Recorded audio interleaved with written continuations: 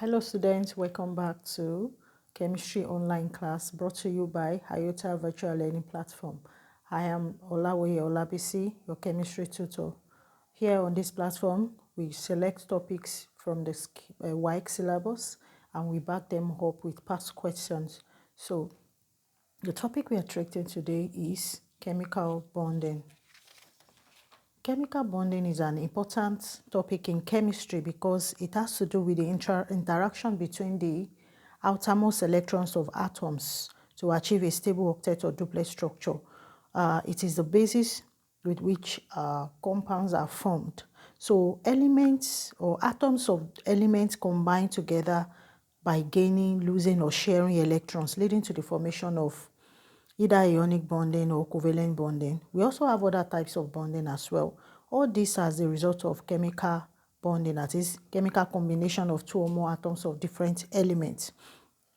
And anytime element does this, they are trying to be stable or to attain the nearest octet or duplet structure. Looking at the structure of an atom, they have shells where electrons are found, and so this shell here is a valence shell, and electrons there are the valence electron. It is this valence electron that participates in bonding with another atom of element, with the valence electron of another atom of element. Say for instance, now hydrogen has 1 as the atomic number, so it has just 1 electron. The first shell of every atom supposed to take 2, maximum of 2. The second shell supposed to take 8. So since hydrogen has atomic number of 1, it's in the first shell, is in need of 1 more to make it 2. So when it combines with another hydrogen or with other elements, it becomes 2. That's the nearest stable duplet structure. While fluorine, on the other hand, with atomic number of 9, has 2 on the first shell, 7 on the second shell. You need of 1 more to make it 8 outside to complete octet structure, to make a complete octet structure. So fluorine can combine with another fluorine or with other elements to make a stable octet structure. There are 2 categories of chemical bonding. We have the intermolecular forces of attraction. This one is between one molecule and another molecule. That's why we call it inter. Between a molecule of water and another molecule of water. The oxygen of water here, H2O, reacts with the hydrogen of another water molecule, resulting into intermolecular forces of attraction, that is, bonding between one molecule and another molecule. Examples of these are hydrogen bonding, metallic bonding, and van der Waals forces. We also have intramolecular forces of attraction. This is within a molecule, that is, if you're considering a molecule of water, between the hydrogen and oxygen of water, inside the molecule of water is intramolecular forces of attraction. Examples here are electrovalent bonding, which is also known as ionic bonding. We also have covalent bonding, classified as ordinary covalent bonding, and coordinate covalent bonding, which is also known as dative bonding. So we are considering the intermolecular forces first. We have just 3 here. The first one is a metallic bond. This metallic bond is found in iron, in metal, so to say. Example is iron. So in the atoms of metals, metals have free valence electron. Let's consider sodium, for instance.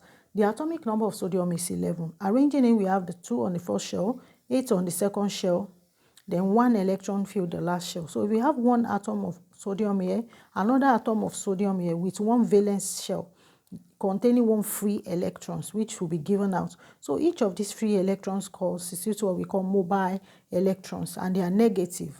Electrons are negative. So when these free mobile electrons react with the positively charged ions or the nucleus of the metal itself, because whenever metal gives out, they become positively charged, there will be a kind of electrostatic attraction between the electrons and the positive nucleus of the atom, resulting into metallic bonding. So this is present in metals. Another one is hydrogen bonding.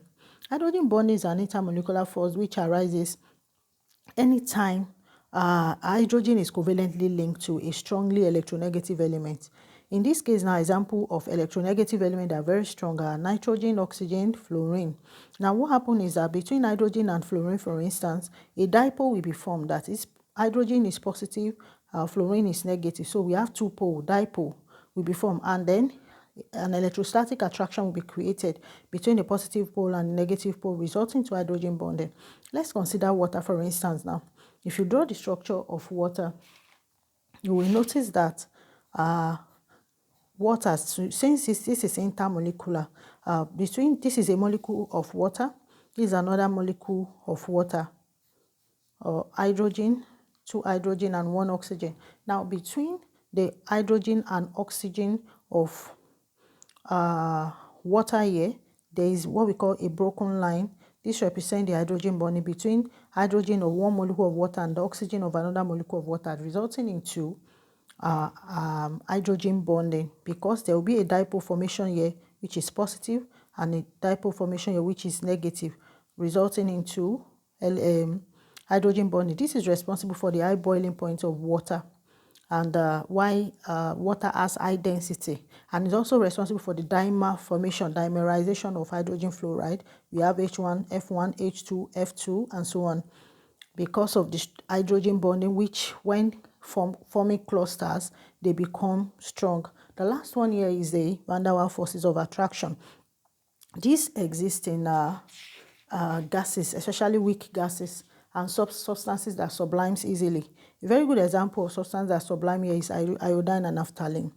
This bond, van der Waals force, is present also in noble gases, and is responsible for is important in the liquefaction of gases as well. That is, by changing gases to liquid. This bonding is responsible because when the bond is in such gas that is very weak, it will be easy to convert it to a liquid. And also substances like iodine and naphthalene that sublime, that is, they change from solid directly to gas without passing through the liquid state, meaning that they are held by weak bond for them to have changed from solid directly to gas. So this is also an example of intermolecular force called van der Waals force. All these are weak types of forces. They are not as strong as the intramolecular forces, which are ionic electrovalent bonding, for instance. In ionic electrovalent bonding, this is an example of intramolecular force, that is within a molecule of a compound. Within a molecule of a compound, all these compounds are examples of ionic bonding, and it involves complete transfer between an element, between the atom of a metallic element to a non-metallic atom, resulting in the formation of ions. That is, whenever elements have not given out their electrons, that is, the atom of an element has not given out its electron, they are called atoms. After giving out, they become ions. So whenever an element gives out its electron, because they are losing something negative, they become positively charged. And whenever an element receives, it becomes negatively charged because it's accepting something negative. So there is a complete transfer of electrons, just like I said, and ions will be formed. So that's why we call this ionic bonding or electrovalent bonding. Let's consider a very good example here between sodium and chlorine to form sodium chloride.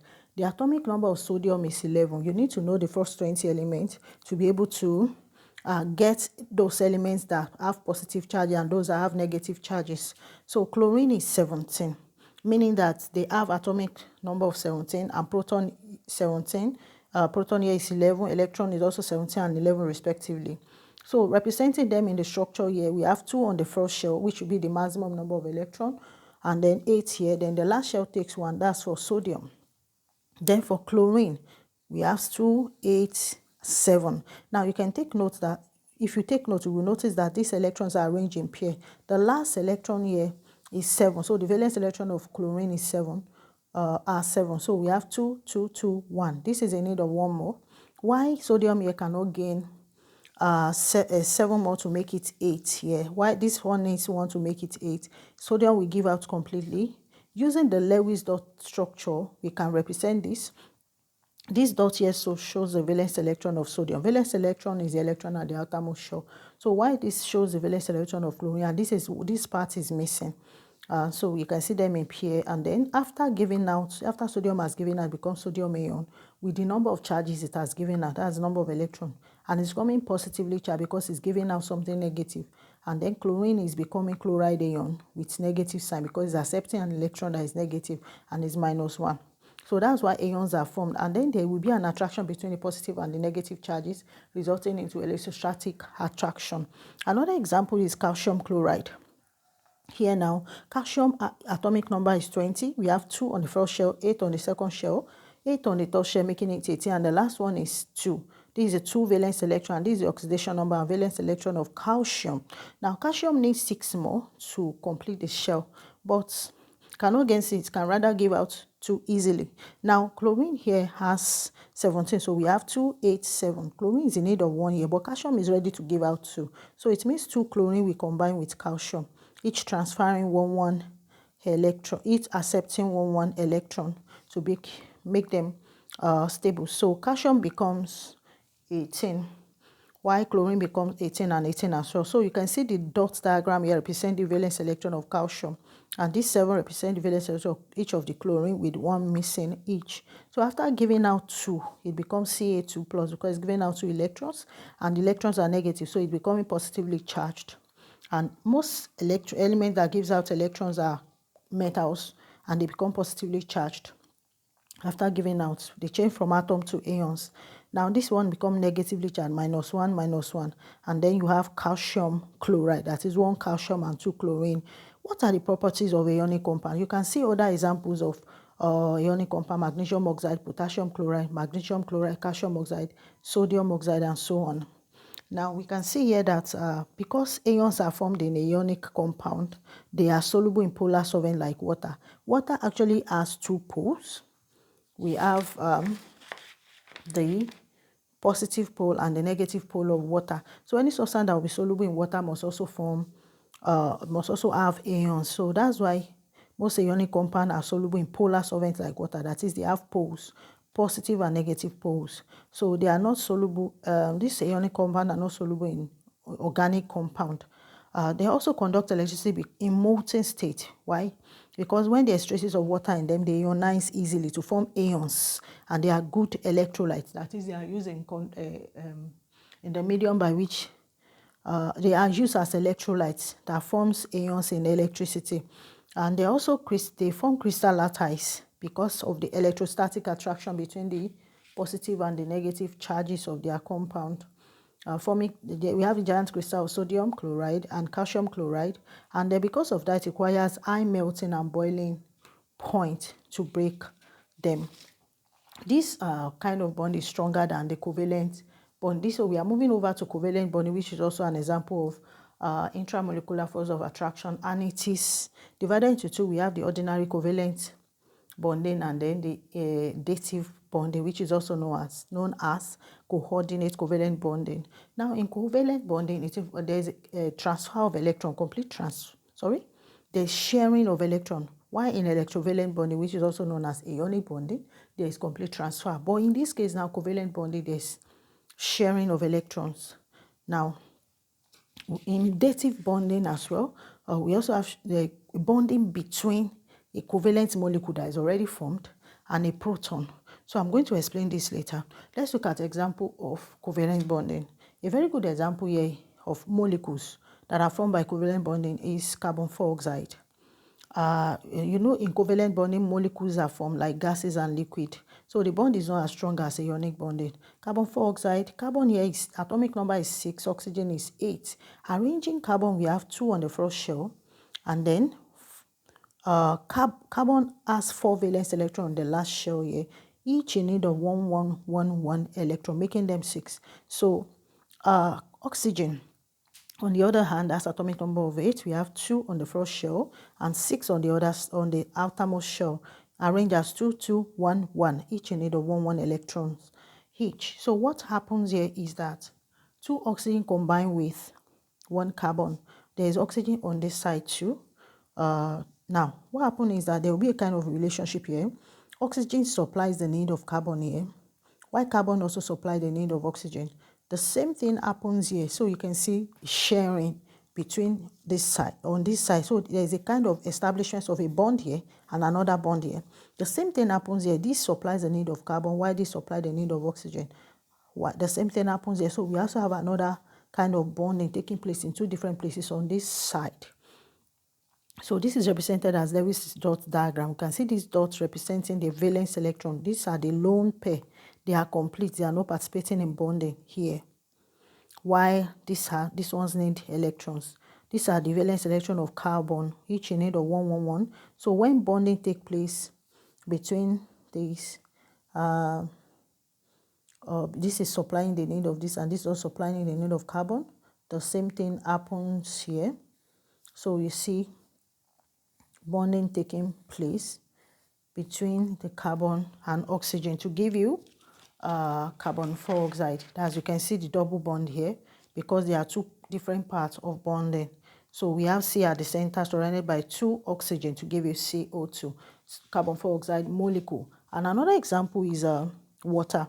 Water also is reaction is between oxygen and hydrogen. Oxygen has 6 valence electron because the atomic number is 8. We have 2 and 6. 2, 2, 1, 1 outside. These are the 2 lone pair. Then hydrogen, on the other hand, has atomic number of 1. So the first shell takes 1 electron, is in need of 1 more. Another hydrogen here surround oxygen, in need of 1 more. So how does this sharing take place? There is a transfer from oxygen to the hydrogen to this part that is missing hydrogen, and then this one on hydrogen also supply the need of oxygen. There is also sharing here, and then we have something like this. These are the dots diagram representing the structure, and then we have this kind of structure being formed because these are the valence electron of oxygen, that is electron on the outermost shell.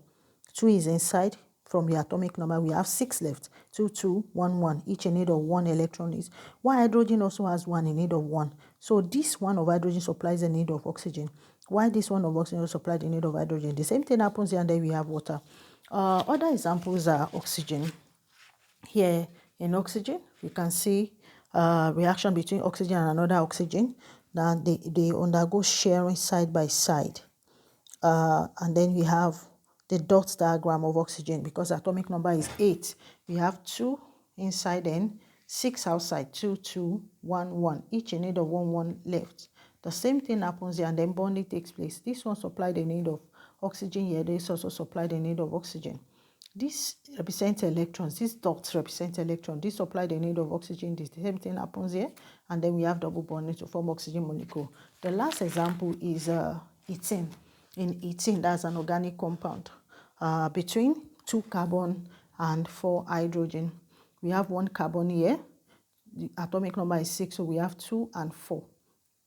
Each in need of 1, 1, 1 electrons each to make them 8. The same carbon also, another carbon also has the same problem here. So they are surrounded by 4 hydrogens. So how does bonding take place? On this side of carbon is in need of 2 electrons. This side of carbon also in need of 2 electrons. Sharing takes place between this carbon. This one is an electron, supplies the need of the carbon here. This supplies the need of the carbon here. This supply the need of, this also supply the need of carbon here. On this side, we have hydrogen here. Is as 1 as the need of 1. It supplies the need of this carbon here. This also supply the need of hydrogen. The same thing takes place here, and then when sharing takes place like this, we have the dots diagram be represented here. Why these boxes represent the empty parts that needs to be filled. So sharing takes place between the electrons because 2 electrons are doing the work of 4. So when sharing takes place, this is between carbon and another carbon, and then this is carbon and hydrogen. So we have something like this because there are 2 different types of bonding at the center of carbon and another carbon. There are 2 points of bonding. We have 2 double bond here. Then we have 1 bond here, 1 bond here, 1 bond here, 1 bond here. So 1, 1 surrounded by 4 hydrogen to have C2H4. And so from there we move on to the factors affecting the formation of compounds from ions. What are the factors? The first one is ionization energy. The second one is electron affinity. And the third one is electronegativity difference.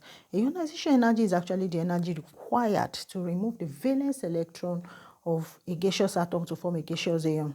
This is usually lower in electropositive element compared to electronegative element. Why? Because most electropositive element gives out the electrons easily. Take for instance sodium. Atomic number is 11. We have 2, 8, and 1 on the last shell. This is a need of 7 more to make a complete shell, which is 8. So it cannot gain 7 we can give out one easily. So it requires less energy to remove the valence electron compared to chlorine 287, because chlorine has atomic number of 17. So we have 8 and 7 on the outermost shell in need of just one. So chlorine will behave like an electronegative element because it is ready to accept electron that is negative to itself to make it balance, and it's take a greater energy to remove the valence electron, while that of sodium will be very low. So electron affinity is also the energy released whenever a gaseous atom gains an electron. It's associated with electronegative elements anyway. When an electronegative element gains electrons easily, they have high electron affinity. These are the factors that enhances the formation of compounds from ions. That is, the electronegative element, one element must have electron affinity. If not, there won't be acceptance of electron. Another one must have high ionization energy, that is ready to accept electron rather than giving out, because it requires a greater energy to remove its valence electron. While the other one, we have low ionization energy, willing to give out its electron. Then the last one is electronegativity difference. Yeah, there must be a difference in electronegativity. One must be positive, the other must be negative before electrons can form compounds, before compounds can be formed from ions or from elements. And in the case of covalent molecules, which involve sharing, this may not necessarily be acceptable. And that leads us to the last part here, which is the question part. I'm going to pause the video here. I want you to attempt these questions, after which we'll come back. You should also pause the video, attempt the questions, then we come back for the solution of the question. We'll solve it together. Welcome back to the past question aspect on chemical bonding. I believe you were able to solve the questions based on the theoretical knowledge you've had when you listen to the class. And if you did not pay attention to this, please go back to the theory, listen properly, and you'll be able you find out that it's very easy to answer these questions. It's subtract from different years of past questions. The first question here is: noble gas molecules are held together by A, van der Waals forces, B, hydrogen bond, C, dative bond, D, covalent bond. Waec 2013 number 17. Actually, global gas must contain weak bond because they themselves, the gases, are weak. So I told you here that van der Waals forces are responsible for the bonding in most gases. So the answer here is van der Waals forces. But make sure you read through your options before you choose the best answer. Covalent bonding is for sharing, dative bonding, and here gases are formed, actually liquid are formed, but for noble gases that does not react together, they are held together by van der Waals forces. Formation of a bond between hydrogen and a highly electronegative atom resulting in what? A, polarity, B, electrovalent bond, C, dipole, D, metallic bond. Actually, this is from Waec 2023 number 6.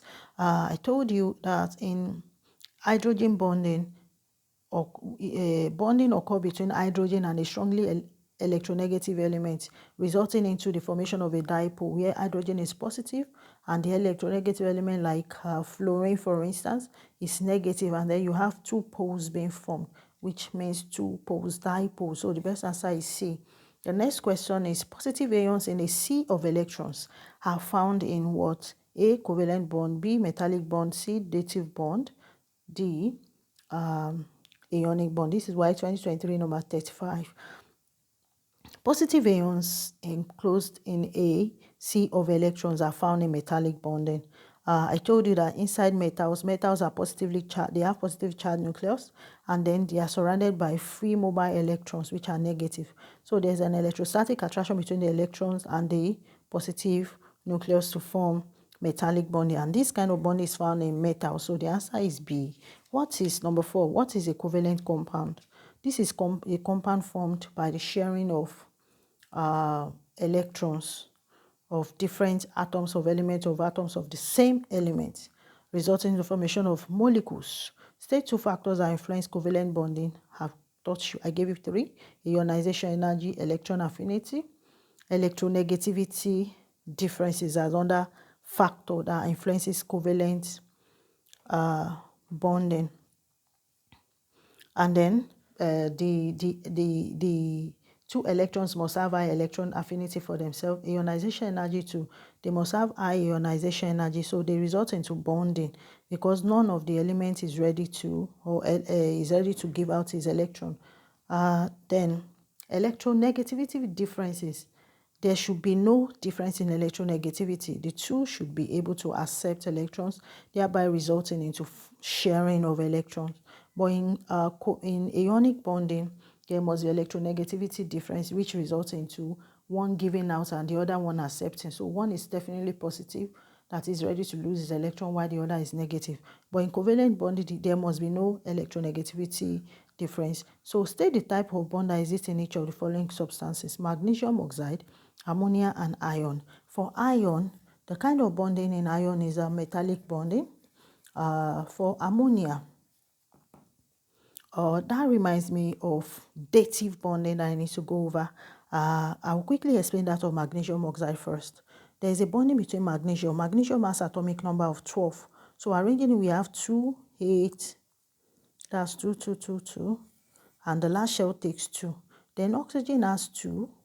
Atomic number of oxygen is 8, 2, and 6. Arranged as 2, 2, 1, 1. So you can see here that oxygen needs 2 electrons more to form a stable octet, while magnesium cannot gain 6 to form a stable octet. So magnesium completely transfers electron to oxygen. So there is a complete transfer of electron to oxygen, making it stable. And this is what? Ionic bond, resulting into magnesium ions with 2 plus. And then oxide ion 2 minus, because it's accepting. This is giving out. Ionic bonding is responsible for the formation of magnesium oxide. For ammonia, this is bonding between nitrogen. Nitrogen has atomic number of 7. So nitrogen here is 2, and then 5 outside, which is arranged as 2, then 1 in need of 1 electron, 1 in need of 1 electron, another 1 in need of 1 electron. So hydrogen, on the other hand, has 1 electron, is in need of 1 more. So 3 hydrogen here surrounds nitrogen, each in need of 1 electron. So the one of hydrogen here supply the need of nitrogen here. This also supply the need of hydrogen. The same thing takes place here.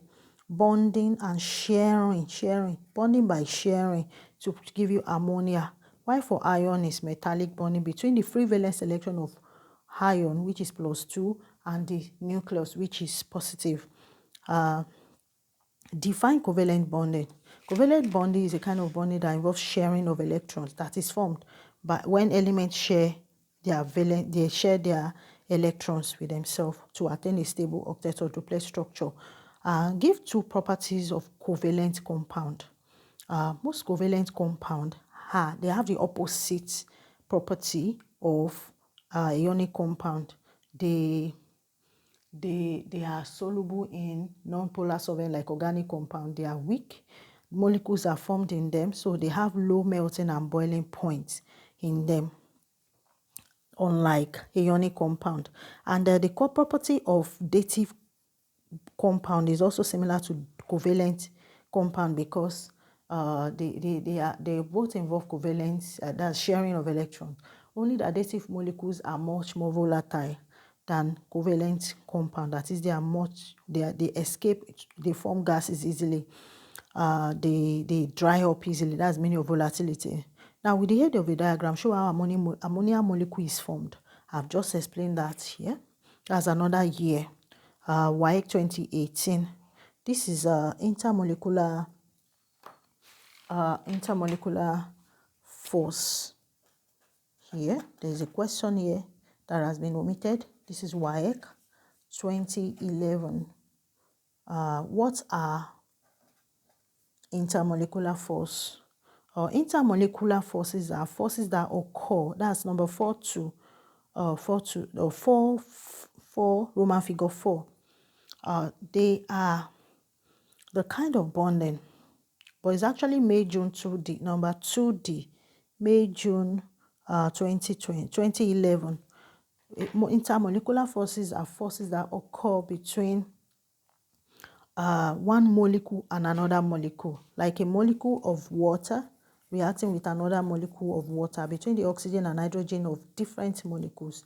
That's intermolecular forces. Why I define intra as the kind of bonding that occur or force that exists in a molecule, within a molecule. So with the aid of a diagram, show how ammonia molecule is formed. That has been explained here. Then the second to the last question here, illustrate with a diagram the formation of ammonium ion. Now, let me go back to the way nitrogen is being formed here. Sorry, the way ammonia is being formed here, which is covalent because it involves sharing between nitrogen with 2. The atomic number of nitrogen is 7. So we have 2 here and 5 outside here. 2, 1, 1, 1. Each surrounded by hydrogen that has 1 as well, in need of 1 more, want to make a stable duplex structure. So there is a kind of sharing.